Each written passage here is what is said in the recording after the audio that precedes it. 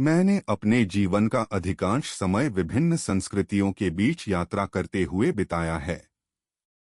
यह केवल घूमने की यात्रा नहीं थी, बल्कि खोज की एक गहरी प्रक्रिया थी। दक्षिण अमेरिका के घने जंगलों में मैंने उन जनजातियों के साथ समय बिताया जिनके लिए ढोल की ध्वनि केवल संगीत नहीं, बल्कि अदृश्य संसार से संवाद का एक माध्यम थी। यूरोप की पुरानी पुस्तकालयों में बैठकर मैंने भाषाओं की संरचना को समझने की कोशिश की, यह जानने के लिए कि मनुष्य अपने शब्दों के माध्यम से वास्तविकता को कैसे आकार देता है। मैंने असंख्य मिथकों को पढ़ा, उनकी तुलना की और यह विश्वास किया कि इस विविधता के पीछे कहीं न कहीं एक सार्वभौमिक संरचना अवश्य छिपी है। इस लंबी यात्रा के दौरान मेरे भीतर एक दृढ़ विश्वास था कि हर संस्कृति को समझा जा सकता है, चाहे वह कितनी भी भिन्न क्यों न हो। यदि हम पर्याप्त गहराई से देखें और पर्याप्त समय दें, तो उसके भीतर कुछ समान पैटर्न, कुछ दोहराए जाने वाले ढांचे अवश्य मिलेंगे। यह विश्वास ही मेरी दिशा था और यही मुझे यह भरोसा देता था कि दुनिया अंततः समझ में आने वाली है। लेकिन फिर मैं जापान से मिला। यह मुलाकात अचानक नहीं हुई। यह धीरे धीरे, लगभग चुपचाप मेरे सामने खुलती गई। जैसे जैसे मैं जापान को समझने की कोशिश करता गया, मुझे महसूस हुआ कि जिन उपकरणों पर मैं अब तक निर्भर था, तर्क, वर्गीकरण और संरचनात्मक विश्लेषण, वे यहाँ पर्याप्त नहीं थे। ऐसा नहीं था कि जापान में कोई संरचना नहीं थी, बल्कि उसकी संरचना मेरे परिचित ढंग से काम नहीं करती थी। यह मेरे शोध जीवन का एक महत्वपूर्ण क्षण था। पहली बार मुझे स्वीकार करना पड़ा कि कुछ चीजें ऐसी होती हैं जिन्हें केवल विश्लेषण करके पूरी तरह नहीं समझा जा सकता। कुछ वास्तविकताएं ऐसी होती हैं जो परिभाषाओं में बंधने से इनकार करती हैं और केवल तब खुलती हैं जब हम उन्हें महसूस करने के लिए रुकते हैं। मेरे लिए जापान एक पूर्ण प्रणाली नहीं था, बल्कि एक ऐसी अवस्था थी जहां परस्पर विरोधी लगने वाली चीजें एक सूक्ष्म संतुलन में साथ मौजूद थीं। वहां नया पुराना को नष्ट नहीं करता। परंपरा आधुनिकता के भीतर भी जीवित रहती है। बाहर से आने वाली चीजें मौजूदा संरचना को मिटाती नहीं, बल्कि उसके ऊपर एक और परत बनाकर जुड़ जाती हैं। यही बात मुझे उलझन में डालती थी और शायद यही बात मुझे सबसे अधिक प्रभावित भी करती थी, क्योंकि जब कोई संस्कृति विरोधाभासों को अपने भीतर समेटकर भी टूटती नहीं, जब वह भिन्नताओं को बनाए रखते हुए भी संघर्ष में नहीं बदलती, तब वह केवल अध्ययन का विषय नहीं रह जाती। वह स्वयं एक प्रश्न बन जाती है उस व्यक्ति के लिए जो उसे देख रहा है। मैं जापान में उत्तर खोजने नहीं गया था, लेकिन वहां पहुंचकर मुझे पहली बार यह एहसास हुआ कि शायद हर चीज का उत्तर होना आवश्यक नहीं है। और उसी क्षण से मेरी यात्रा बदलने लगी।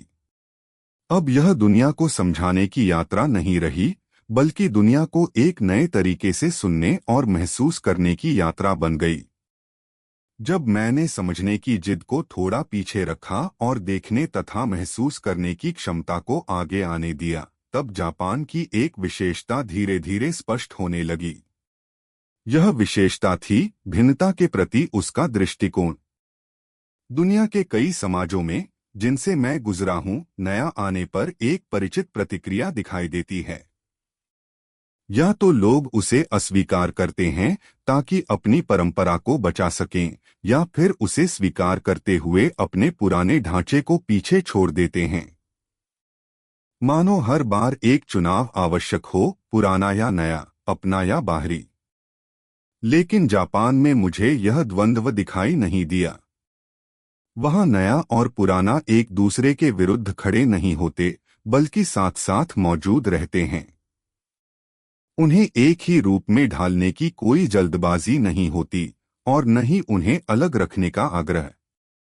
बाहरी विचार और परंपराएं यहां आकर मौजूदा संरचना को मिटाती नहीं, बल्कि उसके ऊपर एक नई परत के रूप में जुड़ जाती हैं। धीरे धीरे मुझे यह समझ आने लगा कि जापानी संस्कृति परिवर्तन के माध्यम से नहीं बल्कि संचय के माध्यम से विकसित होती है। यह एक ऐसी संरचना है जहां विभिन्न समयों, विचारों और विश्वासों की परतें एक साथ मौजूद रहती हैं। शिंतो और बौद्ध धर्म एक साथ जीवित रहते हैं। प्राचीन मंदिर आधुनिक शहरों के बीच अपनी उपस्थिति बनाए रखते हैं। परंपराएं आधुनिक जीवन के भीतर भी सहज रूप से प्रवाहित होती हैं। सबसे रोचक बात यह थी कि यह सहअस्तित्व किसी मजबूरी या प्रयास का परिणाम नहीं लगता। इसमें संघर्ष को दबाने या किसी एक निष्कर्ष पर पहुंचने की बेचैनी दिखाई नहीं देती। विरोधाभास अपनी जगह बने रहते हैं, लेकिन वे टकराव में परिवर्तित नहीं होते। जैसे उनका साथ होना ही एक प्रकार का संतुलन बन जाता है। यहीं से मैंने उन गुणों को नए दृष्टिकोण से देखना शुरू किया जिन्हें अक्सर गलत समझा जाता है। हवा को पढ़ना, सीधे न कहना, विनम्रता और टकराव से बचना, इन सबको कई बार अस्पष्टता या कमजोरी के रूप में देखा जाता है। लेकिन इस संदर्भ में ये गुण एक सूक्ष्म सामाजिक बुद्धिमत्ता के रूप में उभरते हैं। जब हर बात को स्पष्ट शब्दों में कहने की बाध्यता नहीं होती, तब एक ऐसा स्थान बनता है जहां लोग बिना टकराव के एक दूसरे को समझ सकते हैं। अस्पष्टता यहाँ कमी नहीं, बल्कि एक ऐसी जगह है जहां कई अर्थ एक साथ रह सकते हैं। मौन केवल खालीपन नहीं, बल्कि वह स्थान है जहां अनकहे भाव सुरक्षित रहते हैं। यह दृष्टिकोण केवल विचारों तक सीमित नहीं है, बल्कि जीवन के छोटे छोटे क्षणों में भी दिखाई देता है। चाहे समारोह की धीमी लय, खाली जगहों का महत्व, अधूरेपन में सुंदरता को देखना और क्षणभंगुर चीजों को पूरे मन से स्वीकार करना, ये सब उसी सोच के विस्तार हैं। चेरी के फूल इसका एक जीवंत उदाहरण हैं। उनका सौंदर्य उनकी स्थायित्व में नहीं, बल्कि उनके क्षणिक होने में है। वे इसलिए सुंदर नहीं हैं कि वे लंबे समय तक टिकते हैं, बल्कि इसलिए कि वे जल्दी समाप्त हो जाते हैं। और शायद इसी कारण लोग उन्हें इतने ध्यान से देखते हैं। धीरे धीरे मुझे यह समझ में आया कि यह अनिर्णय नहीं, बल्कि एक अलग प्रकार का चयन है। यह हर चीज को परिभाषित करने की इच्छा से मुक्त होकर उसे वैसे ही स्वीकार करने का तरीका है जैसा वह है। एक ऐसी दुनिया में जहां स्पष्टता और निश्चितता को सर्वोच्च माना जाता है, यह दृष्टिकोण असामान्य लग सकता है। लेकिन शायद यही इसकी सबसे बड़ी शक्ति है। क्योंकि संभव है कि हर विरोधाभास को सुलझाना आवश्यक नहीं है और हर भिन्नता को समाप्त करना भी जरूरी नहीं है। शायद केवल इतना पर्याप्त हो कि हम उन्हें साथ रहने दें। जैसे जैसे मैं इस बात को समझने लगा कि जापान भिन्नताओं के साथ कैसे जीता है, मेरे सामने एक और परत खुलने लगी। यह अब केवल एक देश की सांस्कृतिक विशेषता नहीं रह गई थी, बल्कि एक व्यापक संभावना के रूप में सामने आ रही थी, मानव होने का एक दूसरा तरीका।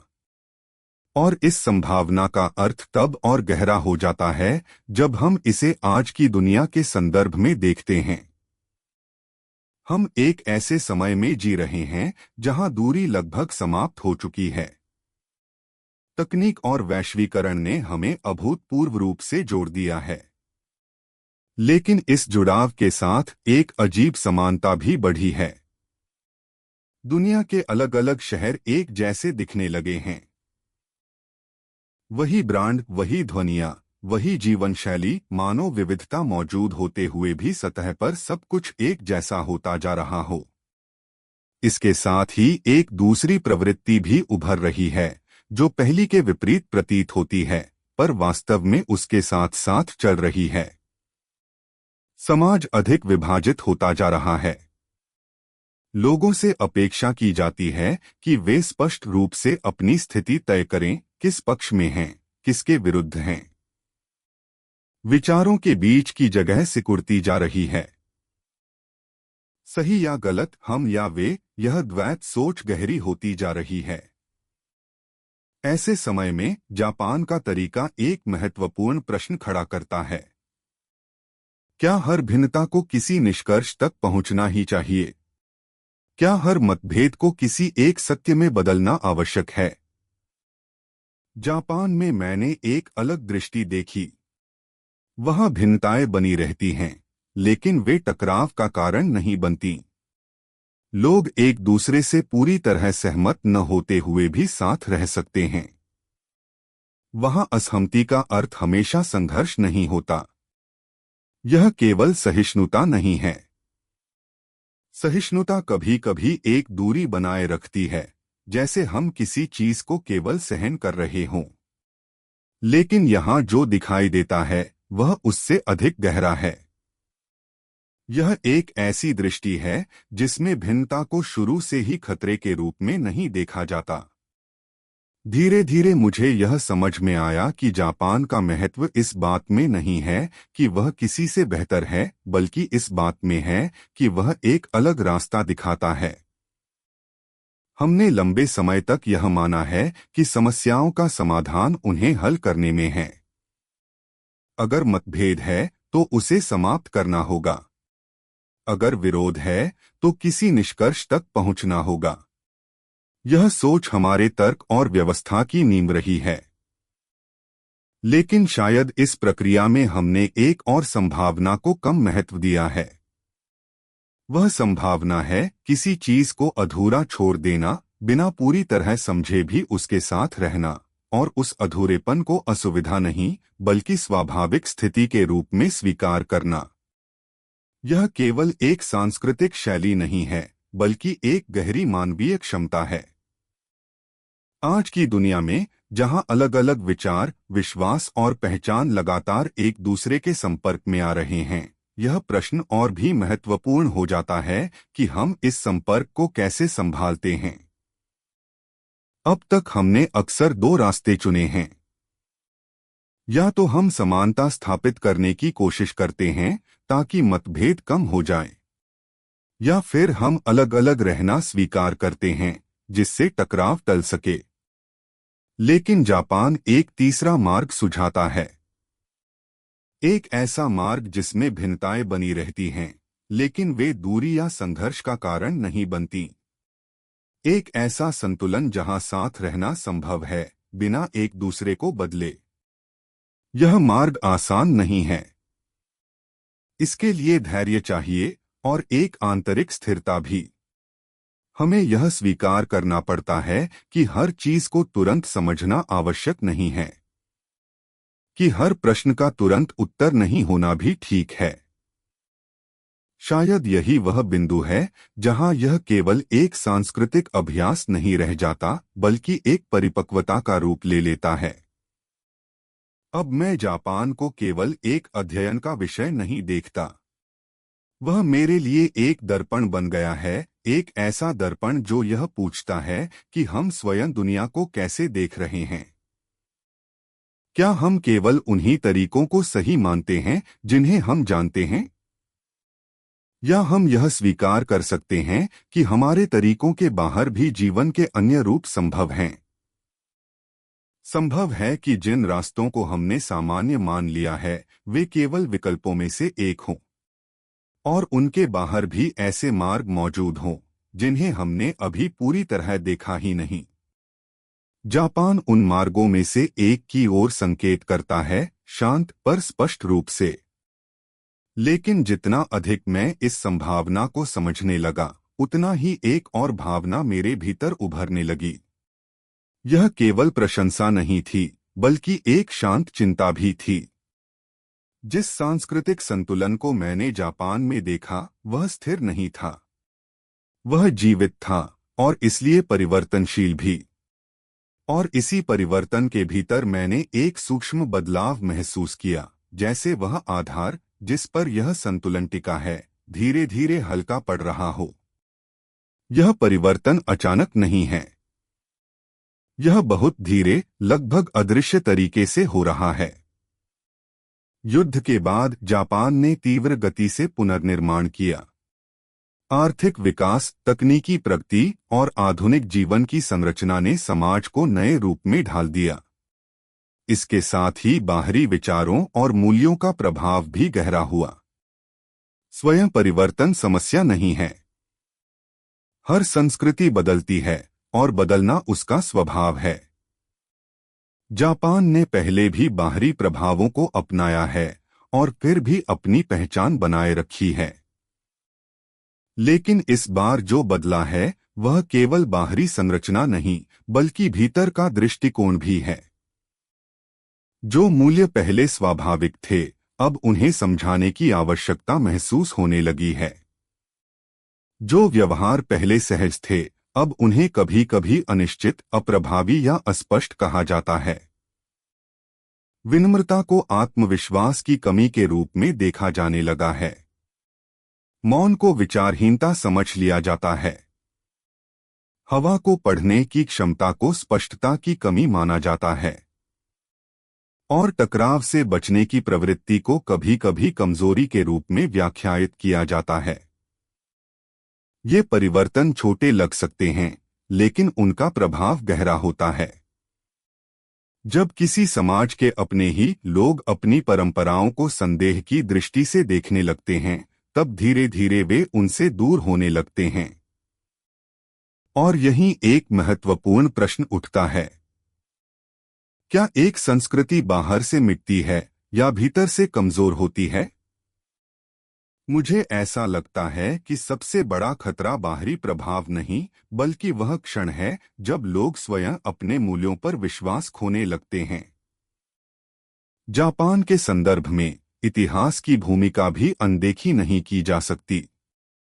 युद्ध का अनुभव और विशेष रूप से परमाणु बम का आघात केवल एक ऐतिहासिक घटना नहीं था। यह एक गहरा मानसिक और सामूहिक घाव था, जिसने समाज की संवेदनशीलता को बदल दिया। ऐसे अनुभव के बाद संघर्ष से बचने की इच्छा स्वाभाविक है। शांति को बनाए रखने की आकांक्षा बहुत गहरी हो जाती है। और कभी-कभी यह इच्छा इस रूप में प्रकट होती है कि लोग किसी भी प्रकार के टकराव से दूर रहना चाहते हैं। एक स्तर तक यह समाज को स्थिर रखता है। लेकिन यदि यह बहुत आगे बढ़ जाए, तो यह एक और स्थिति पैदा कर सकता है, जहां लोग अपने विचारों और भावनाओं को व्यक्त करने से हिचकने लगते हैं। बाहरी रूप से सब कुछ शांत दिखाई देता है, लेकिन भीतर बहुत कुछ अनकहा रह जाता है। और जब ऐसा होता है, तब जो पहले स्वाभाविक सामंजस्य था, वह धीरे धीरे केवल एक सतही संतुलन में बदल सकता है। सच्चा सामंजस्य केवल टकराव की अनुपस्थिति नहीं है। वह समझ, स्वीकृति और पारस्परिक सम्मान से जन्म लेता है। लेकिन यदि यह प्रक्रिया कमजोर हो जाए और केवल मौन बचा रहे, तो सामंजस्य का अर्थ भी बदल जाता है। मेरी चिंता यहीं पर केंद्रित है। जापान की विशिष्टता समाप्त नहीं हो रही है, लेकिन संभव है कि उसकी गहराई धीरे धीरे कम हो रही हो। उसके रूप बने रह सकते हैं, लेकिन यदि उनके पीछे का विश्वास कमजोर हो जाए, तो वे केवल प्रतीक बनकर रह जाएंगे। संस्कृति केवल परंपराओं का संग्रह नहीं है। वह उन लोगों के विश्वास पर आधारित होती है जो उसे जीते हैं। जब यह विश्वास डगमगाता है, तब संस्कृति टूटती नहीं, लेकिन धीरे धीरे अपना प्रभाव खोने लगती है। और शायद यही सबसे बड़ा खतरा है, अचानक समाप्त हो जाना नहीं, बल्कि धीरे धीरे फीका पड़ जाना। इसीलिए अब मेरे लिए केवल देखना पर्याप्त नहीं रह गया है। यदि कोई मूल्य अभी भी जीवित है, लेकिन स्वयं अपने ही लोगों के भीतर धुंधला पड़ रहा है, तो उस क्षण में चुप रहना शायद उचित नहीं है। इन सब विचारों के बाद मैं केवल एक दर्शक बनकर नहीं रह सकता। जो कुछ मैंने देखा और समझा, वह केवल विश्लेषण का विषय नहीं है, बल्कि एक शांत निवेदन की तरह है, जिसे कहे बिना छोड़ना उचित नहीं लगता। मैं यह नहीं मानता कि जापान को किसी और जैसा बनने की आवश्यकता है। नहीं, यह कहना चाहता हूं कि उसे बदलना नहीं चाहिए। हर संस्कृति बदलती है, समय के साथ रूप लेती है, और यही उसका स्वभाव है। लेकिन इस परिवर्तन के बीच एक बात महत्वपूर्ण है, रूप नहीं, बल्कि वह भावना जो उसके भीतर जीवित है। जापान में मैंने जो सबसे गहरी चीज महसूस की, वह अक्सर दिखाई नहीं देती। वह शब्दों से परे की संवेदनशीलता है, बिना कहे समझ लेने की क्षमता है, और अपूर्णता में भी सौंदर्य देखने की दृष्टि है। यह वे गुण हैं जो शोर नहीं करते, लेकिन लंबे समय तक लोगों को जोड़कर रखते हैं। ऐसी चीजें अक्सर अनदेखी रह जाती हैं, खासकर उस समय में जब स्पष्टता, गति और परिणाम को अधिक महत्व दिया जाता है। जो तुरंत दिखाई नहीं देता, वह धीरे धीरे पीछे छूट जाता है। लेकिन शायद यही वे चीजें हैं जिन्हें सबसे अधिक संभालने की आवश्यकता है। संभालने का अर्थ अतीत में लौटना नहीं है। इसका अर्थ है वर्तमान में मौजूद उन मूल्यों को पहचानना और उन्हें अस्वीकार न करना। दूसरों से तुलना किए बिना स्वयं के तरीके पर विश्वास बनाए रखना। मेरे लिए जापान की शक्ति इसी में है। वह जो शांत है लेकिन स्थायी है, जो स्पष्ट नहीं है फिर भी गहरा है। यह एक अलग प्रकार की शक्ति है जो प्रतिस्पर्धा या प्रमाण की आवश्यकता पर आधारित नहीं है। और संभव है कि आज की दुनिया को इसी प्रकार की शक्ति की आवश्यकता है। जब लोग पहले से अधिक जुड़े हुए हैं, तब केवल जुड़ाव पर्याप्त नहीं होता। यह भी उतना ही महत्वपूर्ण हो जाता है कि हम उस जुड़ाव के भीतर भिन्नताओं के साथ कैसे रहते हैं। ऐसे समय में समाधान हमेशा अधिक बोलने या अधिक निर्णय लेने में नहीं होता। कभी कभी समाधान उस क्षमता में होता है जिसमें हम बिना असुरक्षा के भिन्नताओं को रहने दे सकें। मुझे लगता है कि जापान ने लंबे समय तक इस क्षमता को जीवित रखा है। यह किसी सिद्धांत के रूप में नहीं, बल्कि रोजमर्रा के जीवन के छोटे छोटे व्यवहारों में प्रकट होता रहा है। इसलिए यह पूरी तरह खोया नहीं है। शायद केवल इतना हुआ है कि वह इतना स्वाभाविक हो गया कि लोग उसे देखना बंद कर चुके हैं। इसीलिए मेरा निवेदन बहुत सरल है। नई चीजों की तलाश से पहले जो पहले से मौजूद है, उसे एक बार फिर से देखना। दूर जाकर उत्तर खोजने से पहले अपने भीतर मौजूद संवेदना को फिर से महसूस करना। संभव है कि उत्तर वहीं छिपा हो, और वह उत्तर केवल एक समाज के लिए नहीं, बल्कि उन सभी के लिए अर्थपूर्ण हो सकता है जो इस दुनिया में साथ रहना सीखना चाहते हैं। प्रकाश बुझा नहीं है, वह केवल थोड़ा ढका हुआ है। जरूरत उसे फिर से जलाने की नहीं, बल्कि उसे देखने की है।